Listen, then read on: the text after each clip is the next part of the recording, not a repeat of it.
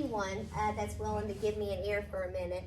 And I'm sorry I'm not too dressed up, you all. This is my door knocking outfit. It's actually the best thing ever because I don't have to think ever what I'm going to wear each day. And so that's been kind of fun. But my name is Monica Irvine, and I am running for the Tennessee State Senate, District 6, of course. I know you know that. And this will be no surprise to you all. It's not something that I ever wanted to do. And the truth is, I can't tell you that standing here in front of you, it's still not something I particularly want to do. But I feel called to do it, and I am trying to be obedient, and that's why I'm doing it. So I'll tell you a little bit about myself. It's true, my husband and I, Charles, we've been married for 30 years. We announced my candidacy happened to be on our 30-year anniversary, and so that was kind of a fun night. And we've got 3 boys. Thank you, Carol. And we've got 3 grandkids. Each of our sons have 1 child so far, so that is super fun. I've got a new 3-month-old today, baby grandson. So I went and saw him this morning. All of our kids live here in the area. The furthest away is Oliver Springs, our youngest, and the other 2 live here in Knoxville. And so it's really one of the reasons that I also am running, because my children are here, my grandchildren are here. It matters so much to me, like I know it matters to you, what's happening in our state. Charles and I have owned 5 restaurants over the last 30-something years. We're getting ready to hit our 30-year anniversary at Rocky Hill, and we're really excited about that. We had a restaurant downtown Maryville for 20 years and sold that after COVID. That was a blessing. But as Brian said, I also have this little company called the Etiquette Factory, and of course I get giggles about that, but you know our politics needs some manners, and I'll do my best to help with that. But honestly, it's been such a blessing in my life doing the Etiquette Factory. I literally, y'all, just started it because I wanted to help teach my kids some manners. And it kind of grew, and I started running manners camps for kids out of our restaurant. And that kind of grew, and I ended up creating a homeschool curriculum. And so 5 months out of the year, I travel every week to homeschool conventions around the country. I just got back from Alaska last night. And I sell my curriculum to homeschool families and to private schools. And then I'm a keynote speaker at all of those conventions, and I speak on parenting topics. How to raise your sons to be gentlemen, how to raise your daughters to be ladies, but parenting things like how to discipline your children, how to bring God more into your family, everyday life.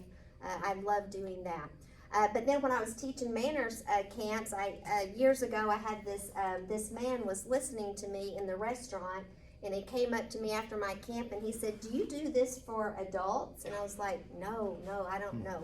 Just kids. Well, I've got a staff that could really use some of these things you're teaching these kids. Next thing you know, I did a class for his staff, and then that led me to, I do that all the time now. I go into companies and teach business etiquette and customer service and all kinds of things.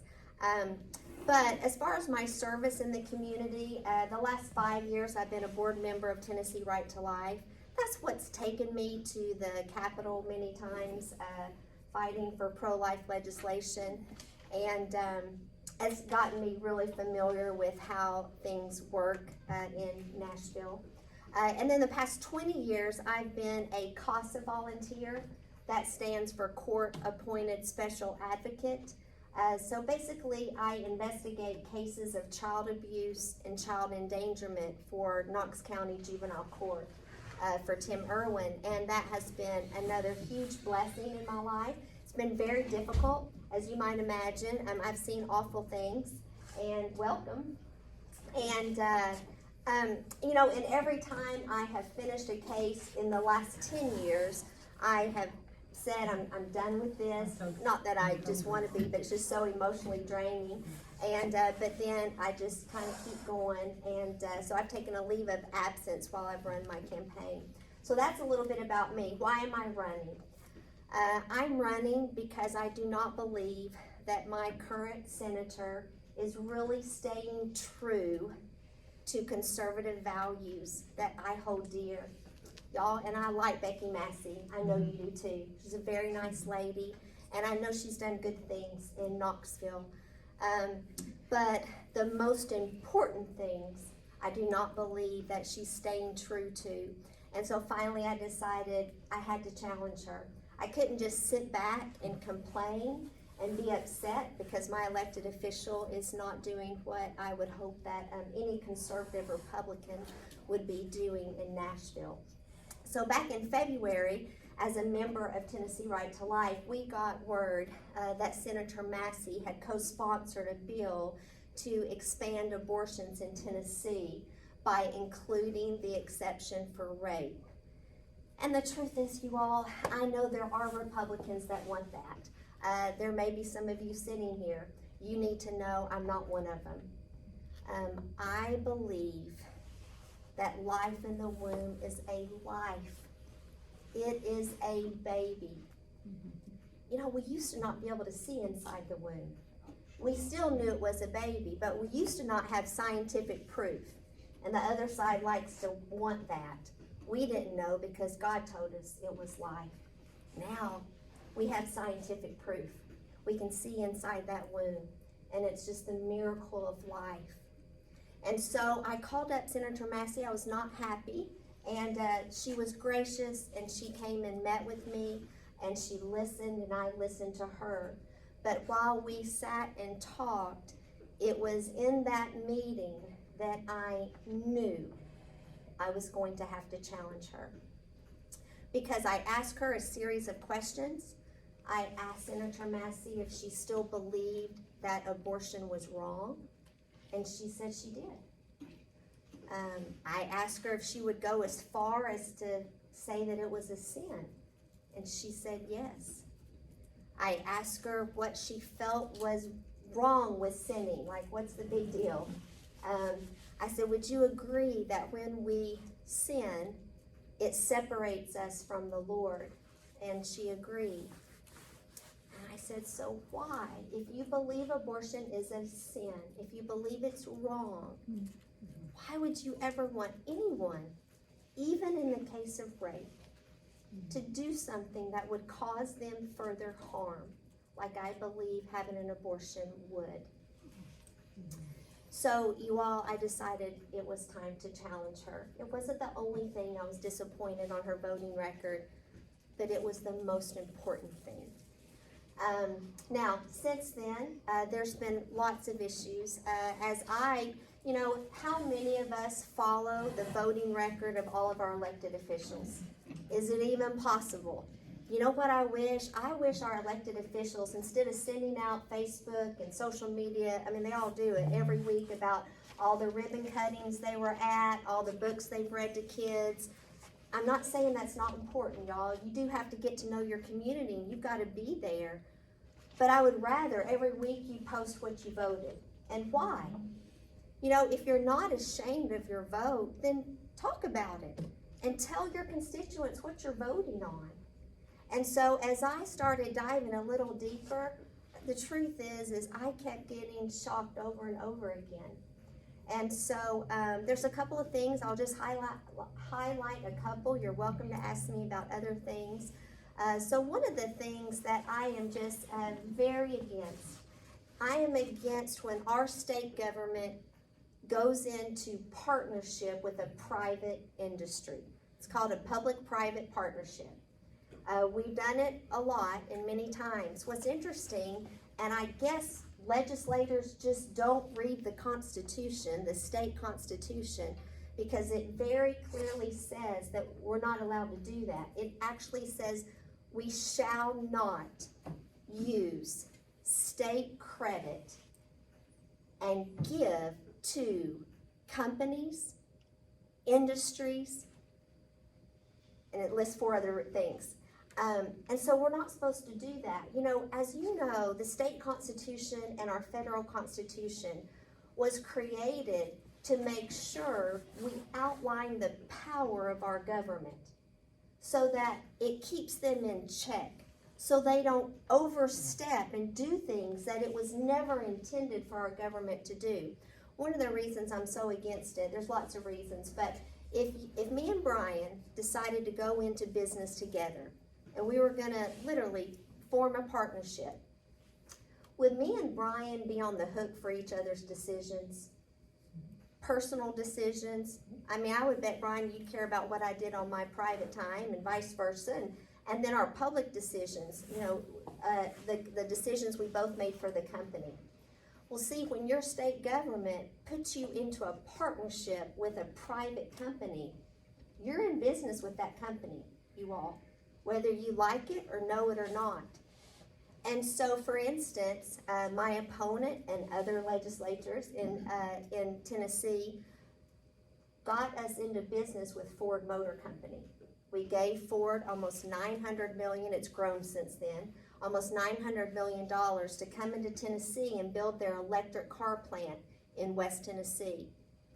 Now, about a month ago, if some of you watch the news, Ford, GMC, all of the American companies announced they're slashing their electric car production. Why? Because the demand's not there, right? It's not working. And so who knows how our legislators gonna spin that.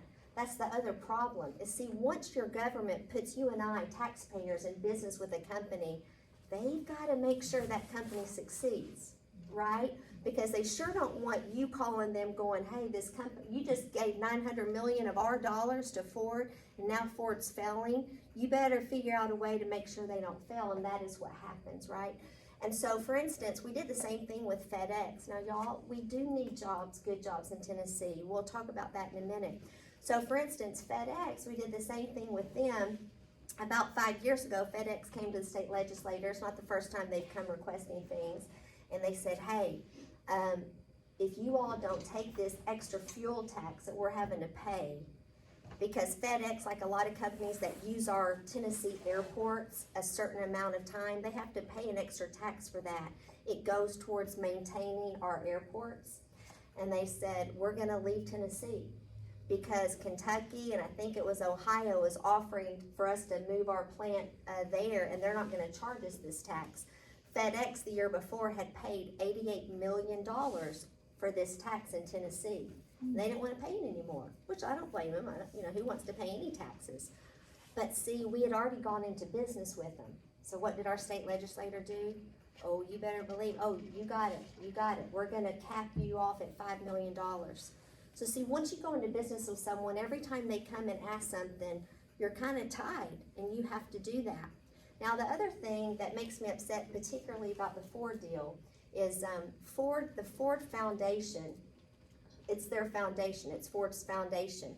It's their nonprofit organization that funnels money to all the organizations that they believe in. And they're very proud of the millions of dollars that they have donated to International Planned Parenthood. The donations that they've actually donated towards Black Lives Matter and towards organizations that support transgender care for minors. Yep. So it's like, you guys, okay, so you've taken my money without my permission, and you've put me in business with Ford, who supports everything that I do not believe in. And now they're in Tennessee, and now I don't think that Ford's gonna be coming to that legislator asking who knows what, which I can only imagine how this is gonna go. It's why it is not the role of government to go into business with our tax dollars with private industry. We did the same thing. My opponent voted to give the NFL $500 million towards their new plant, their new stadium in Nashville. So what, the trouble that we have in Tennessee, and we think that we need to give a multi-billion-dollar business, multi-billion-dollar every year, the NFL. The owner of the Titans, she has a $2 billion net worth. And we need to donate money to build this stadium? Y'all, it does not make sense. It's not appropriate. It's not right, and it violates our Constitution. So that is one area that me and my opponent differ. The other area that's been really disturbing, I don't know, I'll let you ask her. I'd love, hopefully me and Senator Massey will be able to debate it sometime, is how many times Senator Massey has taken a present but not voting on important issues. Just 2 days ago, she did not vote for the bill that was going to make it unlawful to have political flags and ideology flags in our state schools. So think about this for a second, you all. Now, this includes gay pride flags and any flag that is political minded or social minded. It is not appropriate that those kinds of flags be flown in our public schools. Now, they can teach, they can pull one out and say, this is what this flag is, this is what this flag is. Or, you know, you can study that as part of history, but you don't fly it. I take a group of kids to high school each morning at Bearden High School, and earlier in the year, they're like, oh yeah, Miss Irvine, we have, so many teachers have those flags in their classrooms. You see, when you fly a flag, like if I fly a flag at my house, like I do, it means that's who I am. The American flag, I fly that because I love America. I love what it stands for. I love what that flag represents. Why I fly it. It's why I fly the Tennessee flag. And so that bill was that in public schools in Tennessee, we would fly the American flag, the state flag, and the school flag if they wanted to. And Senator Briggs, Senator Massey would not vote on that bill. Senator Massey also has taken a present but not voting on the bill that said we're not going to vaccinate minors in Tennessee without parental consent, without written parental consent. And she took a present but not voting.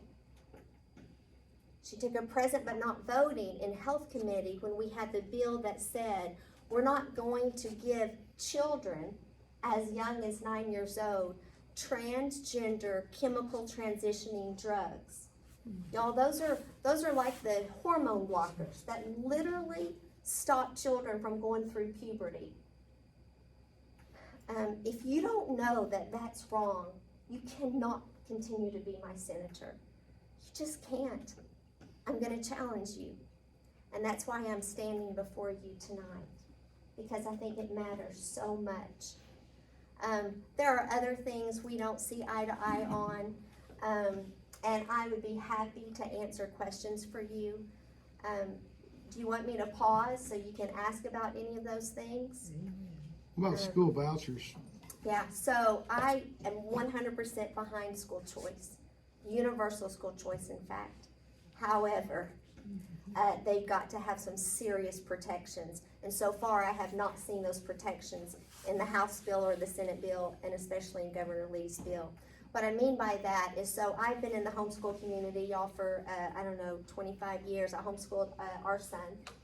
And so homeschoolers are deathly afraid of school choice because homeschoolers, 98% of them, do not want government anywhere near their children. They don't want to partner with the government to raise their children. And so what they're afraid of, and I don't blame them, is they're afraid that if school choice is passed and if homeschoolers have access to it, that the government is going to put stipulations, like if you take this money, you're gonna have to subject your kids to testing, state testing. And so then you've got homeschools that are having to worry about a test. Same thing with private schools. Private schools don't want any part of that because they don't want the government to come in and tell them what they can and can't teach. So I'll give you an example. So our youngest son, I pulled him out of Rocky Hill Elementary, which was a great school, but felt the Lord pulling me to homeschool him. Pulled him out at the end of 4th grade. Well, he never was a great tester to start with, but he always was above average. But the first year I homeschooled him, he had to go, in 5th grade, he had to go take his TCAPs. Well, I didn't teach to a test. We didn't talk about what they were talking about in science and social studies. Y'all, my son, he bombed the TCAPs. In reading, he did good, but social studies and science, he was like in the 20 percentile. And I was like, oh, geez. But the thing is, by the way, he's a nuclear engineer today, so I don't want you to worry. He was a smart kid. We just weren't doing what the public school was doing. Had that been a red flag to the state, that maybe flagged me, that maybe I couldn't continue homeschooling my son because he did so bad on those tests, that's why homeschoolers don't want it. Private schools the same way. we've seen school choice being passed in other states where they are, forcing the private school students to take testing, and it changes the whole atmosphere of a school, because once teachers have to start teaching according to a test, like they do in our public schools, that's a problem. But so let me tell you a couple reasons why I'm so supportive of it. I'll give you examples. So I had a mom, this was now 2 months ago, and she came to me and she goes, Monica, my son goes to Carnes High School, and a freshman, and he comes home, he had a reading assignment from English, and he showed me the book he was given, and I did not want my son reading that book. It just had subject matter in there I didn't want him exposed to. So she goes down to the school and asks to speak to the teacher. The teacher said, you'll have to talk to the principal. So she goes in to meet with the principal, and she said it was as if you would have thought that I was asking them to do some extraordinary effort. She goes, for 30 minutes, I was made to feel like I was the worst parent because I was questioning what my son was being given from the school. And after a lot of tug of war, they finally relented and said, okay, he doesn't have to read this book, we'll find an alternative. But they warned her. They said, but it looks like your son's on track for honors English. And you need to know that in honors English, you cannot opt out of any reading. So she goes home, she looks at the honors English class, she looks at the list of books that they read that year. She says, Monica, there were 3 books that there is no way. My son's not reading those books. So you all, where is parental authority? Yeah. When did we get to this point where the school knows best what's best for my child to be exposed to? I knocked on doors, met some grandparents. They had custody of their 6th and 7th grade kids right down the street from you all here in the church. And they go to Bearden Middle. And the grandfather said, really, our granddaughter's thriving, she loves it. But our grandson, he's on the autism spectrum, but he's high functioning, but he cannot handle the noise and Bearden has 25 kids maxed out per class. And he goes, I would love to have an alternative, to find a school that had smaller classroom sizes or even homeschool him. But he goes, I'm afraid though I would still need to get him therapy, and I don't have the money to get him therapy. And they were very frugal living. He's a perfect example. Why does that grandfather not deserve to have the tax dollars that our state has already earmarked for that grandson? We've already done it, y'all. That money is set aside for that grandson. Why shouldn't that grandfather have access to that money? Bring that child home, homeschool him, and then use that money to help with his therapy. But isn't that the same as you're talking about Ford? So if the state is giving money to a private school or a home school, then aren't they doing the exact same thing that you talked about the state doing with FedEx and with Ford? No. So a private school's not a company? Well, here's the deal. That money is for my child. Our state has said that it's cost our state between $8,000 and $12,000. That's the estimate they give to publicly educate every child in We get a lot Tennessee. less than that in Knox County, though. Well, and it just depends. It depends on the area, and it depends on diagnoses, and it depends on all of that. So that money has been earmarked for your child, my child. Why shouldn't I get to decide where my tax dollars go to educate my child? And here's the thing. If you're not going to make sure that you take all that pornographic material off of the school shelves, then you don't get to decide that the only choice I have is to keep my child in this school. Well, I mean, you made the choice to take your son to homeschool.